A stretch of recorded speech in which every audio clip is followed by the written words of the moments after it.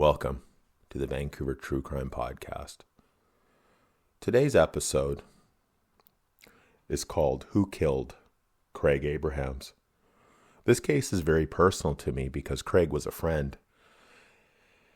His manner of death was extremely brutal, and the events that led up to his death were very strange.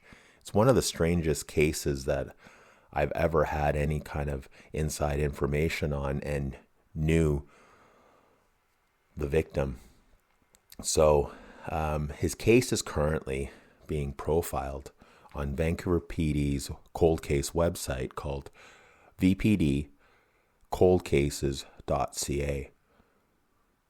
I'm going to read their overview of the case to give everyone kind of a starting reference point of the details of the case. And then I'm going to break down what I know and speculate what I believe possibly could have happened. Craig Abraham, case overview. This is from the vpdcoldcases.ca. Craig Abrahams was born and raised in Mississauga, Ontario. His outgoing personality would lead him to study hotel management at Humber College. He took his first co-op job in Banff.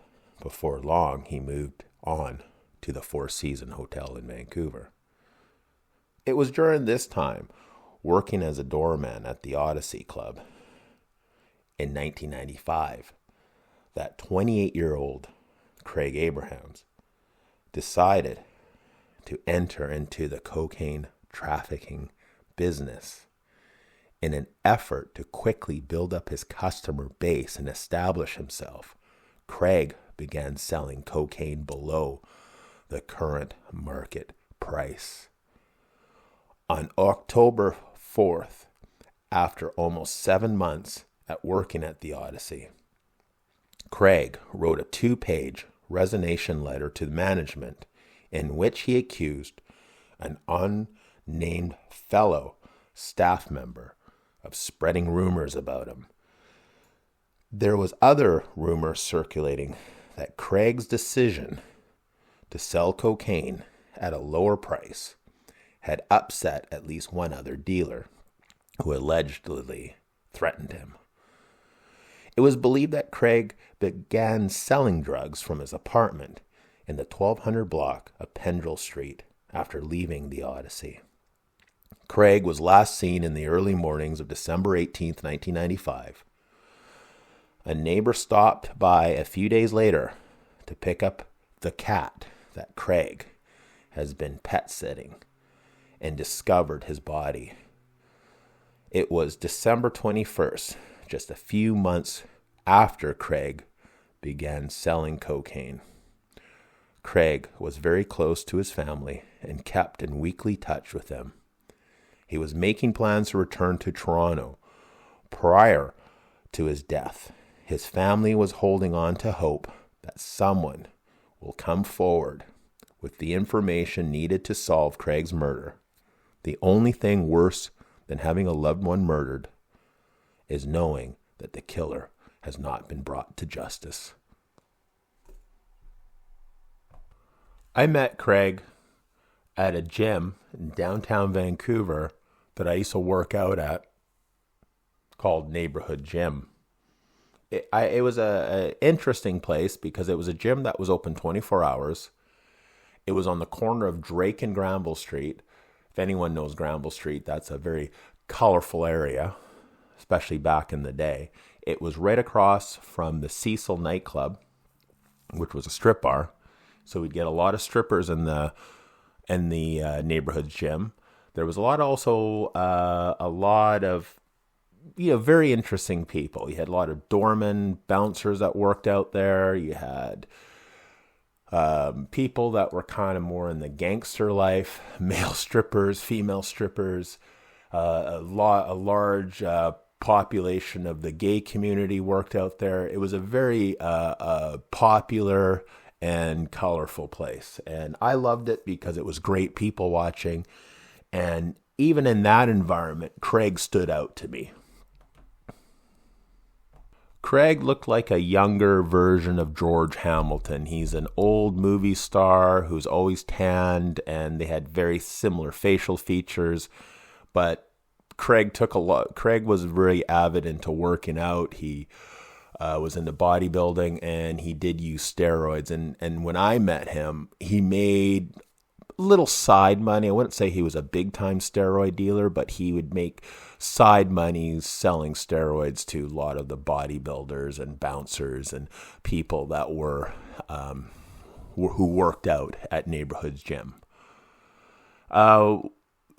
Craig told me he was from Toronto, Ontario, and he told me he had a past where he did go to jail. I believe it had to do with cocaine.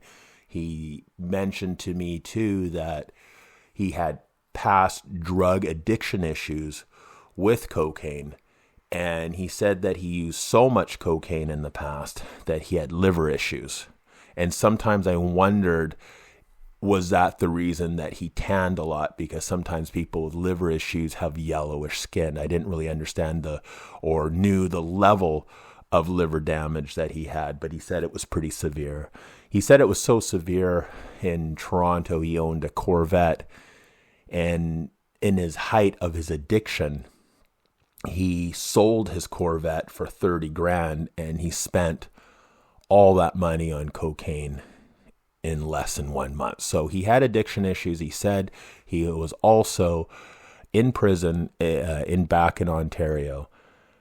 And he's always talk about all these mob connections, these wise guys. And I didn't know if that was true or not. But anyways, that's what he told me. But as I said, I liked the guy. He had good stories. He was very charismatic. He was the kind of person that when you're around, he always made you laugh. And he kind of lifted your spirit up. If you're having a crappy day, it was always fun to hang out with. But he had a lot of quirks.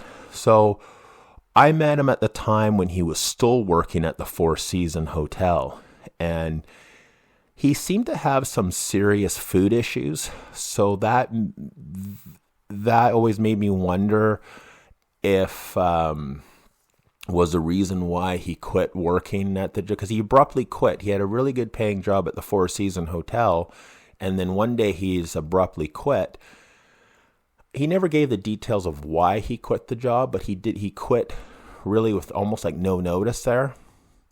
And when I would ask him out for lunch, hey, you want to grab some sushi or whatever, or any kind of protein shake, it doesn't matter what it was, he would never go out to eat at restaurants, which made me wonder, from a guy that worked at a 5-star hotel, if he doesn't want to eat, even in those types of kitchens, made me kind of second guess of me eating out. But he seemed to have some kind of strange food phobia. He would never eat out.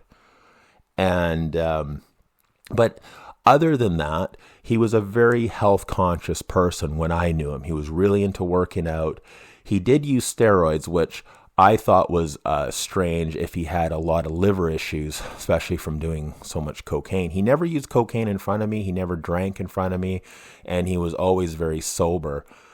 Even if we would go out to a nightclub or something, he drank coffee or water. He didn't drink alcohol ever in front of me. So I always thought that he was a person who had a past, had a few quirks, but was kind of changing his life. That was the reason why he came out to Vancouver, to get away from, I guess, his past. He got a degree in hotel management, and he worked in a hotel, but then abruptly quit for reasons that are unknown to me. I got him work too, as I was working at the time I was working as a bouncer, and I was also at the time working for a very big contractor in Vancouver who had a lot of big jobs, and he had one particular job. He needed a lot of people, and I got Craig work, and we worked together for almost an entire summer. And he was a very hardworking guy. He showed up for work every day. He worked very hard, and he was never late, never complained on the job, even though the job was a pretty hard job. It was, we were building a huge subdivision, and we were doing like framing and pretty heavy, intensive labor. Never once ever complained, always was in a good mood, and he was actually a great guy to work with. Then when that job finished, I went back to doing more bouncing. And And one day when I saw him at Neighbourhood Gym, he told me that he got a job at the Odyssey, which was a gay nightclub.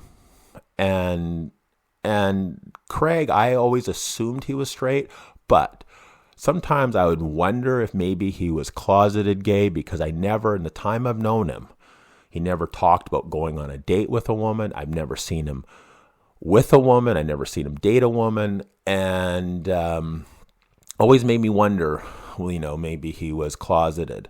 He was a bit older than me at the time. I was 23 when I met him, and he was in his late 20s. When he died, he was 28. So he was probably about 27 when I met him. Or no, it was probably about 26 when I met him, and I was probably like 23. And I always found that strange. He never seemed to be, interested in women. But he was kind of had quirks, so you never know, right? But he never expressed any interest of being gay either, even though at the time in downtown Vancouver in 1995, it was probably more of a gay, robust neighborhood than it is now. There was more gay nightclubs, and there was probably, in my opinion, a larger gay population in Vancouver. So it wouldn't have been a big deal if he was or wasn't. Like, no one would have cared. But so when he said he got a job at the Odyssey, I didn't really think anything of it. And but then he dropped a bombshell on me. He told me he told me straight up, the reason why he got a job at the Odyssey specifically was to deal cocaine. And that shocked me, because here's a guy that can get jobs at 5-star hotels that pay very well. He was a hardworking guy. We made quite a lot of money doing this construction work. He could have continued on with that. And so the decision really shocked me, and it shocked other people that knew him too, including his roommate that was a very close friend of mine as well. And he moved out of my friend and roommate's apartment, got his own apartment, and started working at the Odyssey and started dealing cocaine, which really shocked me. And one of the things about the Odyssey, even though it was a gay nightclub, it was an open secret that there was a lot of cocaine in that nightclub. So straight or gay, if you needed cocaine for your party night or needed to get more, and the Odyssey was open, it was a place to go. Like, it was an open secret that you walk in. They always had dealers that were in the back you could basically walk in and out of there in a minute or two and get the cocaine you needed. It was well known for being a spot in downtown Vancouver that you could get cocaine. And so that surprised me too. I was thinking, like, how is he just going to go in there and just start dealing? Like, the whole plan just seemed odd to me. And he was still selling steroids, but on a small scale. And this is what I found out too. He was getting steroids from a group of people that lived in Chilliwack. And I have no idea how he met these people from Chilliwack. That is a mystery to me. But apparently, these people in Chilliwack, and he did tell me, they were neo-Nazis. They were actually real neo-Nazis that dealt cocaine, sold guns, and as he referred to it, they liked to play army. He said he could even buy hand grenades and guns, and that's where he was getting cocaine from. And he told me that their cocaine was so pure that when he worked at the nightclub at the Odyssey, the how he was getting customers is that he was promising not to step on it, not to cut it with anything, and he was going to sell it cheaper. And if memory serves me correct, around 1995, cocaine was going for about $100 a gram. He was selling it for $80, and he was promising it to be pure and not to be stepped on or cut with anything. So obviously he started to do well and get customers pretty fast. To be totally honest, the decision for him to start selling cocaine and being so cavalier about it did disturb me from the beginning. And I felt that Craig, being from Toronto and not really knowing Vancouver, right from the beginning of the decision, I truly believe that he truly underestimated the type of blowback and the seriousness of organized criminals in Vancouver. Because he would tell a lot of stories about, mobsters that he knew in Toronto, and I never found out it was true or not. Skipping ahead, when I did talk to a homicide detective after he was murdered, I did mention that he would talk about mobsters and wise guys, and they said they looked into it. They didn't see any connections of it. They didn't see him having any real true connections to wise guys or anything of that sort. But anyways, I'll continue on with the story here. So he gets a job at the Odyssey nightclub, a gay nightclub that's very popular. It was a very popular nightclub. I believe it's closed down. I think they might have reopened to a different spot, but it didn't do well as the original location. But he got a job there, and he started undercut dealers. I went to his apartment one time, and as soon as I walked in, he showed me this huge amount of money that he made. I think there was like 20 grand in a big roll. And he was excited because Welfare Wednesday was coming up, and every drug dealer knows on Welfare Wednesday in BC, you pretty much guaranteed to make double the amount of money that you normally make. So he was excited because he was going to take his big cash flow and he was going to buy a ton of cocaine, and he was going to make all this money on Welfare Wednesday.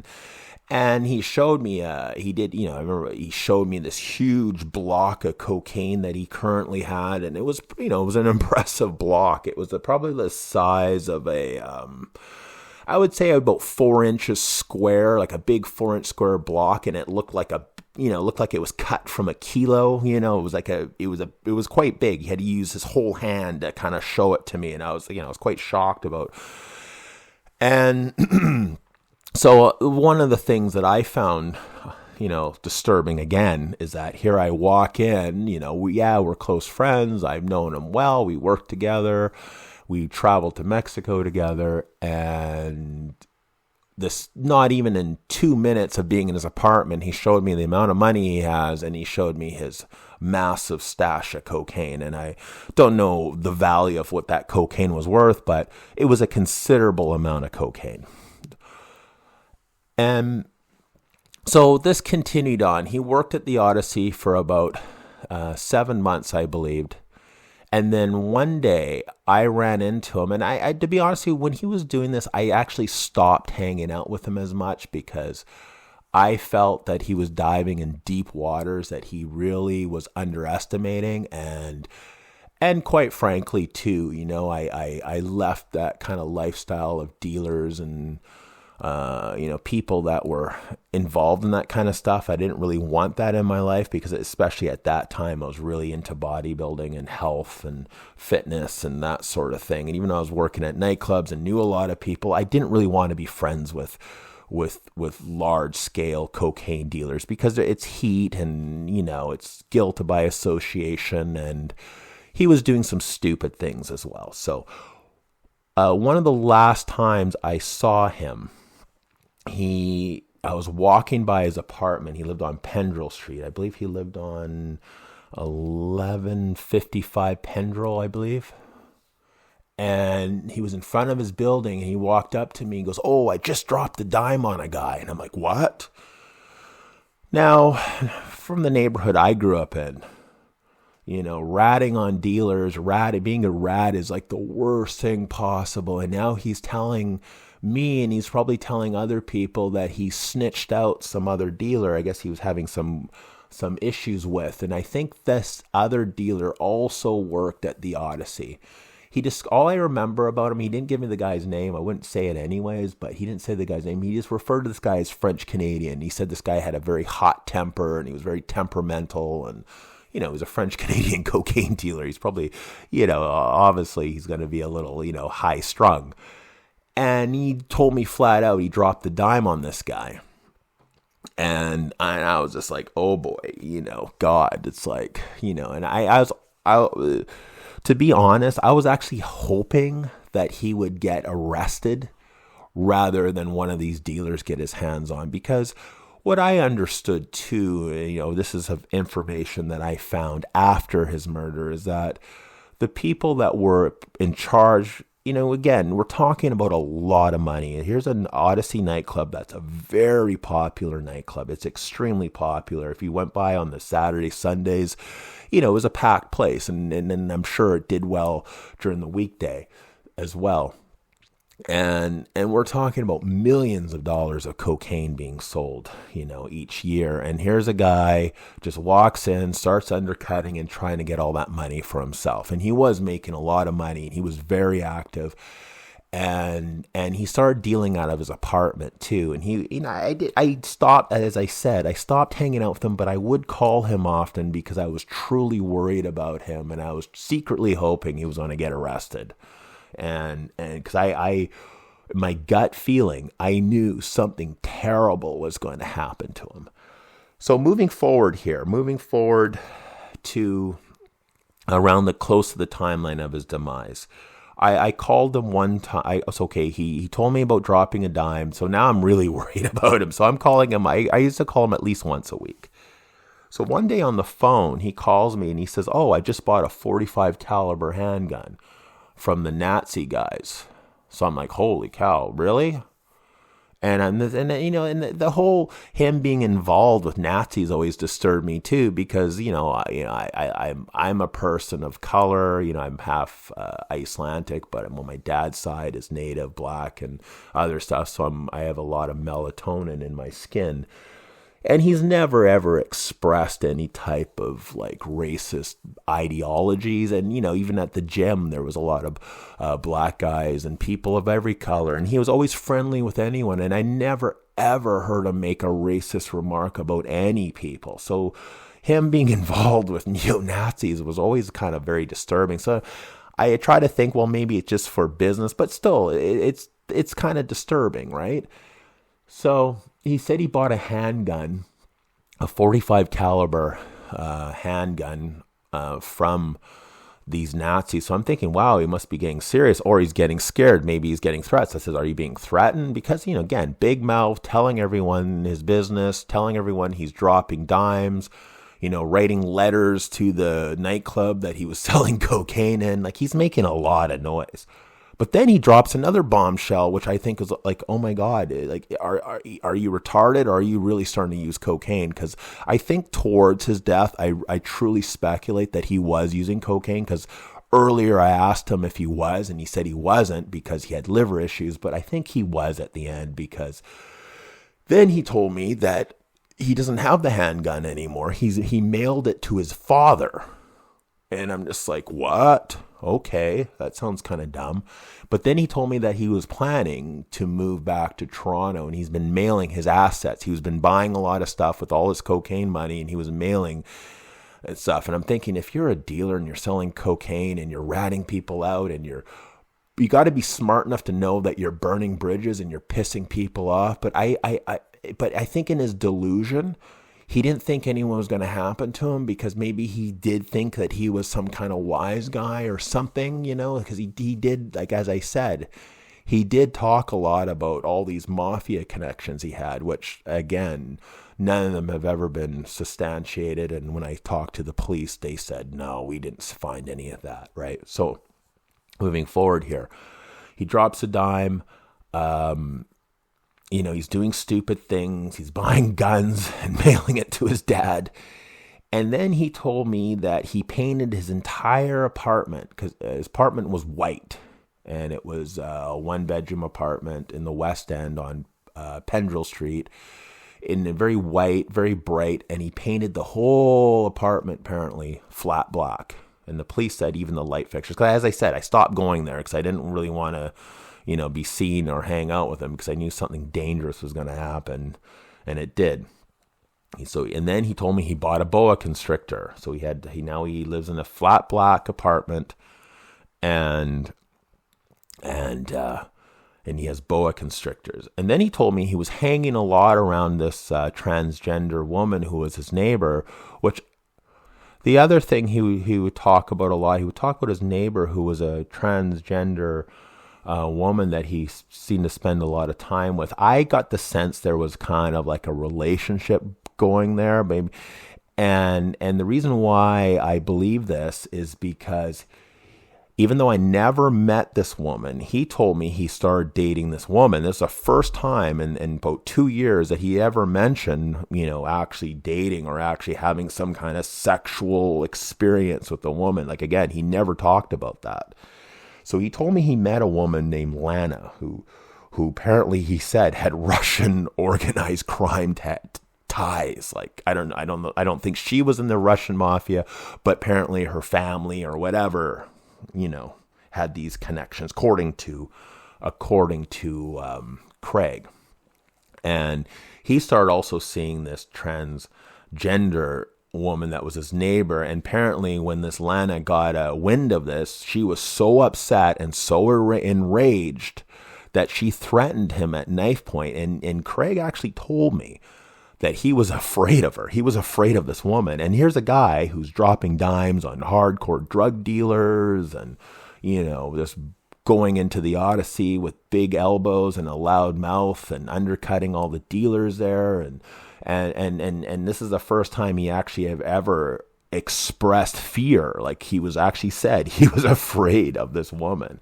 And I asked him, sorry, how did he even meet this Lana? Well, there was another nightclub that's called Celebrities. It's a gay nightclub, a lot of straight people, people there, but it's primarily a gay night. He said he was going to Celebrities and he met Lana and they had actual sex in the nightclub in some, secluded place. And he was so enthralled by her and stuff. And then when she found out about the transgender woman, apparently it made her just go completely psychotic. And he said he was afraid of her. So then there's that. Then, there's that whole, the neo-Nazis, man. I'm pretty sure that if they found out that he was going to gay nightclubs and dating a transgender woman, they would not like that. And then there's the dealers that he ratted out on. And then there's probably the organized crime ties, who was ever supplying and, the toes he was stepping on at the Odyssey. Because I know for a fact, talking to people, he pissed a lot of people off at the Odyssey. And, again, we're talking a lot of money. So leading up to his death, right, I didn't talk to him for a while, but the strange thing happened is I had a clock radio that I would set as alarm clock. So instead as an alarm, a radio would go off. And I used to listen to a lot of talk radio, in the background when I did work or whatever I did around the house. I'd have the talk radio playing. The alarm went off. I'm laying in bed. It was December 21st, and they said a man's body, a victim of homicide, was discovered in the West End on 1155 Pendrell Street, the apartment where he lived. And I knew instantly it was Craig, because it was just like no one was doing the crazy things in that apartment building to that level, attracting that much attention and creating that many enemies than this guy. So I tried to call him a bunch of times, no answer, straight to voicemail. And I had this sick feeling in my stomach. And then a couple days later, I get a call from a homicide detective from Vancouver Police. And I told him everything. I went and met them. I told them, yes, I knew he was selling cocaine at the Odyssey. He had a crazy Russian girlfriend that he was afraid of, who threatened him at knife point, apparently. He was dumb. He told everybody that would listen to him about how much money he was making. He showed me even where he even hid his money in his apartment. He showed me his cocaine stash. He showed me, he was telling me all kinds of stories, right? And I said to him, he had a huge mouth. And then I told him about the handgun. I said, he also told me he bought a handgun from these Nazis. I told him about the Nazis, and the cops saying, yeah, we know about the gun. So therefore I established that these Nazis are real. Because part of my head wondering, I was like, did he make these Nazis up? Like, was it like kind of a news story that he was always talk about these mobster guys? So I was never sure if these guys even existed, that it was something he made up. But then the cops said yes. And then the cops said something really disturbing. They asked a lot about his sexuality. So one thing they asked a lot about, they did ask a lot about his sexuality. I found out through other sources too, the way he was tortured, he was tied, he was bound, and he was sexually assaulted. And so, I said, well, he never discussed that with me, and he wasn't openly gay, and he did date women like the Lana who threatened him with the knife point. I didn't mention her to the police, and the other thing was kind of disturbing. They did ask a lot about his Nazi ideology, his beliefs. And I said, well, that's kind of shocking because I know him. We were pretty close friends. And, we had other friends of color that were black and, of other, racial. And as I said, he never, ever made any kind of racial remarks or anything like that. But they said he had a lot of Nazi I don't know what the word they use, but not memorabilia, but literature. Yes, they said he had a lot of neo-Nazi literature, like quite a lot of it, and that kind of shocked me. And so these Nazis were real, right? So, again, strange case. A weird love triangle with a transgender woman and a Russian mobster.